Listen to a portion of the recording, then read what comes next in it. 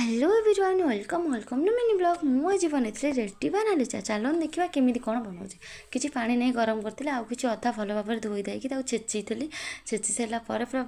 चुना चुना करी पूरा भल भाव छेची सारिकी मुझे पकई देती गरम पानी कहीं नाली चा हम जिते पाटा अदाटा जिते फुटे चाटा से टेस्ट लगे स्वाद अनुसार किसी लुण आउ तेजपत्र आ गोलमरीच गुंड पकईकी 5-10 मिनट खंडे भल भाव में फुटेबा दे देती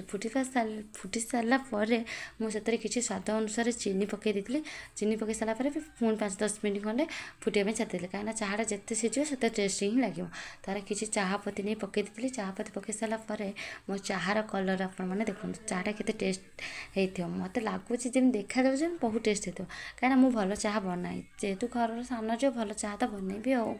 तार मुझे चाह छाणी देती भल भाव में तो छाणी सारापर मो रेडी नाली चा पूरा रेडी हो जाता रही टाटा बाय।